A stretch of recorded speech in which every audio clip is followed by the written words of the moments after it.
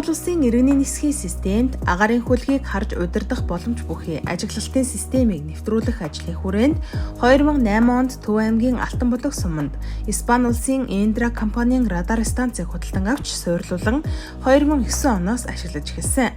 Ингэснээр Монгол Улсын төвийн бүсэд нислэг үлдэж байгаа агаарын хөлгүүдийг харж удирдах бүрэн боломжтой болсон бөгөөд 2012 оны 8 дугаар сарын 23-ны өдрөөс Монгол Улс нь ажиглалтын радиолокаторыг нислэгийн хөдөлгөөний удирдлагад анх удаа нэвтрүүлэн аль бие ёсоор ашиглаж эхэлсэн. Одоогоор мөнх үлзийт радиолокатор нь буян тухай Чингис хаан олон улсын нисэх буудлуудын ойртолтын нислэгийн удирдлага болон бүсийн нислэгийн хөдөлгөөний удирдлагад ажиглалтын мэдээлэлээр ханган ажиллаж байна. За би 2024 оны 7 сарын 22-нд Алтанбулаг радиолокаторын станцын ээлжийг хүлээж аваад 10 хоног ажиллаад радиолокаторын байгууламжийн бэлэн байдал найдвартай ажиллагааг хариуцсан ажиллаж байгаа. Өнөөдөр ээлж инженер Найдан Сүрэнд ээлжийн хүлээлгэн өгч байна. За ээлжийн хугацаанд гарсан зөрчил байхгүй.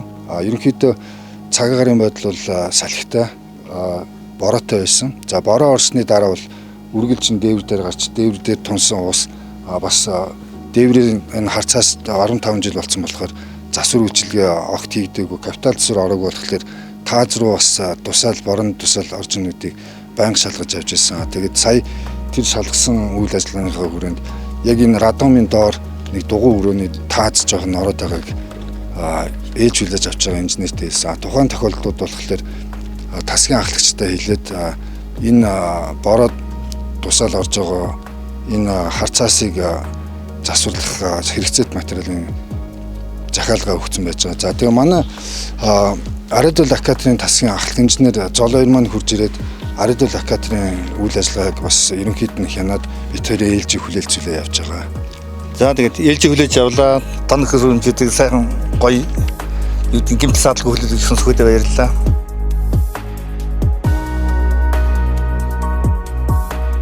За намайг Скватер гэдэг нисхийн холбооны нэгж ажилтны албаны ажилт автоматжуулалтын хэсгийн радиолокаторын ээлжийн инженер. За би энэ мөнх үлзийт радиолокаторын станц дээр ээлжийн үйл ажиллагаа 10 хоногт хариуцсан ажилладаг. За тэгээ манай ээлж болохоор 3 хүний бүрэлдэхүүнтэйгээр сард 10 хоногор мөнх үлзийт радиолокаторын станцын байгууламжийн бэлэн байдал тоног төхөөрөмжүүдийн найдвартай ажиллагааг хариуцаж 24 цагаар ажилладаг гэж байгаа. За ээлжийн хугацаанд бол бид нэр радиолокаторын станц, дээр нь холбооны тоног төхөөрөмжүүд аркаг станцууд, хоёр сувгийн аркаг станц, дээр нь радиолокаторын станц бол аркаг станцуудын мэдээллийг нислэгийн хөдөлгөөний удирдлагын төврөөр дамжуулж байгаа микровейв, оптикийн төхөөрөмжүүд болон висат сансрын станцын системийн төхөөрөмжүүдийг хариуцсан давхар ажилладаг байж байгаа. За намайг Найдан Сүрэн гэдэг радиолокаторын ээлжийн инженер мөнх үлзийтийн радиолокатор дээр юмдаа би ажиллахаар ирсэн. За манай локаторын станцын хоёр үндсэн шкафууд энд харагдаж байна. Нэгдүгээр сувг, хоёрдугаар сувг. Энэ хоёр сувг бол станц аль нэг дээр нь ажиллаж байгаа янз бүрийн асуудал одоо гэмтэл юм уу саатлах гарсан тохиолдолд нөгөө хэвийн сувг руугаа өөрөө автоматар шилждэг байгаа. За дээд манай байрны дээд талын бөмбөг шиг бүрэнхий байдаг цагаан бөмбөг та бүхэн ажилласан баг. Тэн дотор болохоор антен эргэлдэж байгаа. Би дараад нь танд тэрийг нь тусна харуулъя. За радиолокаторын станцын гаргасан мэдээлэл өөрөөр хэлбэл хаана ямар онгоц явж байна вэ гэдгийг бол харуулсан тэр мэдээлэл маань төв рүү нислэгийн удирдагч нарт хэрэглэгдэхээр тийшээ дамжуулагддаг. Тэр мэдээг дамжуулахын тулд бид нар холбооны оптикийн шугамар болон сансрын станцаар сансрын холбоогоор дамжуулдаг. Тэгээд тэр төхөөрөмжүүд энд байна.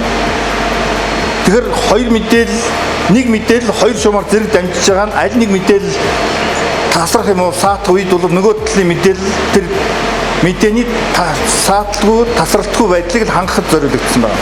Тиймээс нэг мэдээг хоёр шугамар зэрэг дамжуулдаг. Үүнээс гадна төв дээр сууж байгаа нислэг удирдагч маань онгоцны нисгчтэй ярих хэрэгтэй болдог. Шууд дууд холбоогоор. Тэгэхээр тэр холбоог хангахад зориулагдсан ийм хоёр сувгийн бас РК гэдэг энэ хэд богинолгооны ийм холбооны станц байгаа. Энэ бас бидний хариуцлага төхөөрөмжүүдийн нэг нь байна.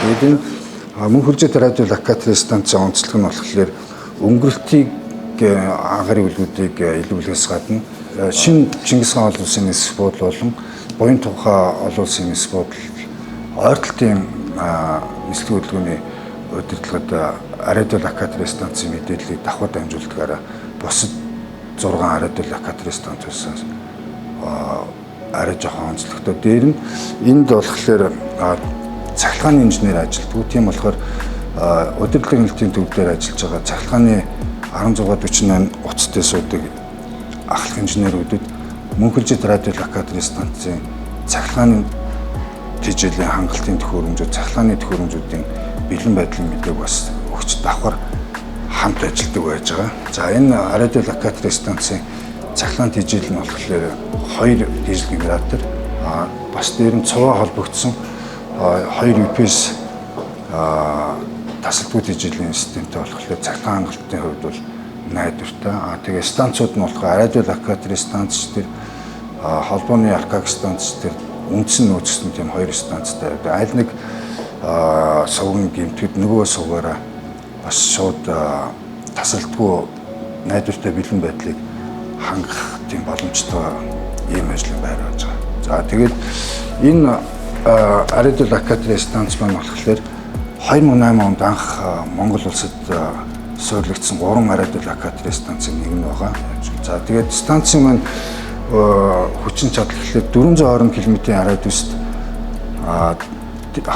дээшээгээ 22 км-т өндөрт далайн түвшнээс дээш нисэж байгаа агаарын хөлгүүдийг илрүүлэх тийм боломжтой байж байгаа. За одоогийн байдлаар болохоор энэ PPI гэдэг буюу Plan Position Indicator буюу энэ агаарын хөлгүүдийг илрүүлж байгаа төсөлж байгаа энэ индикатор дэлгэцтэй болохоор одоогийн байдлаар 11 агаарын хөлөг илэрч байна.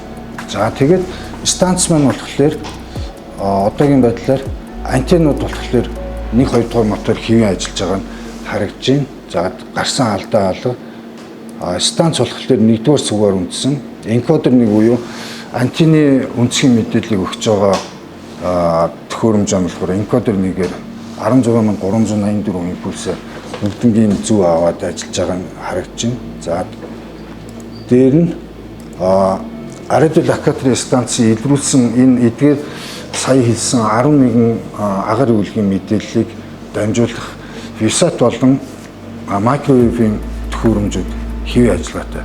Одоо энэ дээр болохоор манай Мөнхөлжид дээрх юуны оптикийн STC-SR буюу оптикийн нэвтрүүлгийн төхөөрөмж, VSAT-ийн нэвтрүүлгийн төхөөрөмжүүд хэвэн. Дээр нь удирдлага хяналтын төв дээр холбогдож байгаа бас холбооны төхөөрөмжүүд бас хэвэн гэдэг нь ингээ харагдаж байна. За тэгээд энэ дээр болохоор бас ялгаа байхгүй радио локаторын станцын илрүүлсэн агаарын үлгүүдийн плотуудыг энэ дээр бид нар бас харж байна. Мөнхөлжид радио локаторын станцын онцлогийг би түрүүн хэлсэнчлэн өнгөрөлтийн агаар үлгүүд болон дээр нь Чингис хаан олон улсын нис бодол, Буян тухай олон улсын нис бодолд ойртолт хийж байгаа агаар үлгүүдийн ойртолтын зайд илрүүлэх зорилготой гэсэн. За энэ Мөнхөлжид радио локаторын станцын ер нь хамгийн 11,000 метрээс дээш өндөрт нисэж байгаа агаар үлгүүд болохоор дээдлийн Серна агаарын хаалга амуутаа хүртэл хараад дээшээ энэ дээр ингэж полхо интиг нэгсаалаар геном даарна энэ загаамаар явж байгаа агаарын үлгүүдийн болохоор хингэрэхтэй хүртэл харах тийм боломжтой. Тэгээд дээр нь одоо Монгол улсад ашиглагдж байгаа 7 радио локаторын станц нь 85% хардаг гэсэн. Монгол улсын агаарын завын хамгийн сүүлд болохоор 15 EDS буюу автомат хамгаалалтын ажилтны систем. Дээр нь сая 2023 оны 2 сард Баян Улгийн аймгийн нис бодолд суурилагдсан радио хэлний 130 дуу цамхт суурилагдсан EDSP станцыг ажилтанд оруулснаар Монгол улсын агаарын зайн 100% харах боломжтой болж байгаа ажилтны системийн хувьд. Түрүүн дорд байсан 2 скаунд байгаа радио локаторын тоног төхөөрөмжт маань антентай холбогддог. Антен маань энэ 20 м-ийн диаметртэй энэ бөмбөг дотор байдаг юм байна. Антенны эргэлтийн урд нь болохоор минутанд 16 эргэж байгаа. Ингэж хурдан анчин ингэж хурдан илрүүлэх нь бол агарын хөлгийн байрлалыг маш богино хугацаанд шинжилж тогтооход хэрэг болдог. За үүнээс гадна бид нар ардал локаторын тусламжтайгаар илрүүлсэн онгоцныхоо байрлалуудыг төв рүү оптик шугамар болон сансрын холбоогоор дамжуулдаг гэж ярьсан. Сансрын холбоогоор дамжуулдаг станцын маань анчин энд байна. Энэ нь бол манай дээр байгаа дэлхийн тойрог замд байж байгаа хиймэл дагуултай холбогдож бол мэдээлэл дамжуулдаг байгаа. Сансрын холбооны анчин энэ анчин тусламжтай байна. За ардал локаторын станцын анчин бол өөрөө их маш нүсэ бүтцтэй анчин байдаг. Тэрний тусламжтайгаар бол бид нар дээшээ сацж байгаа анчин долгионоо бол маш нарийн нэмхэн болгож фокуслж өгдөг. Одоо бидний сацж байгаа долгионы зузаан нь 1.1 градусын зузаантай байх шээ. Тэгэхээр бол бид нар ойрхон нисэж байгаа, зэрэгэлдээ нисэж байгаа онгоцнуудыг бол тус тусад нь харах боломжийг бид нар энэ анчин тусламжтайгаар олдгоо. Анх 2008 оны 5 сард Испани улсын 2 мэрэгчлэн ирж хингэрхтээ мөнх үлзэт борон дээр радио локаторын станцын сат буюу сайт акцептен тест буюу байшилтай шалгах тестүүдийг анх хийж хахад одоо энэ найдан ах маань тэгээд миний би энэ 3 радио локаторын станц дээр энэ туршилтыг хамтдаа хийж хүлээж авч ирсэн. За бидний хувьд болохоор 2008 оноос хойш одоо нийтдээ 16 жил энэ ажилтны 2 дахь радио локаторын системийн хариуцсан ажиллаж байна. За энэ ажил нь болохоор нислэгийн хөдөлгөөний удирдлагад шаардлагатай хэрэгцээтэй агаарын үйлгийн мэдээллийг 24 цагт тасалдгүй дамжуулах ийм чухал хариуцлагатай аль учраас бид нар энэ ажлаа бол сэтгэл зүрхнээс хийдэг гэж би өөрийнхөө зүгээс ойлгодог. Тэгээд ийм чухал ажил байдаг учраас бид нар хамгийн гол нь энэ чухал алба салбарыг хариуцж ажиллаж байгаа хүмүүсийн хувьд 24 цаг л ер нь баг энэ ажлынхаа тухай бодж ажилдаг да. Монгол улсын агарын орон зайгаар за дунджаар шинэ жил цагаан сарын үеэр хамгийн багадаа нэг 100 орчим онгоц нисэн өнгөрдөг. 8 сард хамгийн их өндөр эрчимтэй үед бол хоногтоо 400 гаруй онгоц нисэн өнгөрдөг. Тэгээд тэдгээр онгоцнуудын аюулгүй байдал, нислэгийн аюулгүй байдлыг нислэгийн удирдагч хангах ёстой. Нислэгийн удирдагчийн алхам тутамдаа цаг, минут, секунд тутамдаа хэрэгэлдэг мэдээллийн нэг хэсгийг нь бид нар энэ локаторын станцын тусламжтайгаар гаргаж өгч тэдний тэр мэдээлэлээр хангадаг. Энэ ажлаараа бол бид нар бахархдаг. Миний хувьд бол энэ ажил маань үнэхээр гоё сайхан ажил. Энэ агарын хөлгийн аюулгүй байдлыг ханган тэр олон зуун хүмүүсийн дээгүүр нисэж байгаа улсуудад бид нар аюулгүй зам мөрийг нь зааж өгч ийн гэдэг бол над үнэхээр гоё таатай сайхан санагддаг. Тиймээс бол та нар миний мэрэгчлэр тийм сураараа, миний мэрэгчлээ өвлж аваарай гэж би танарт захий. Над бол гоё.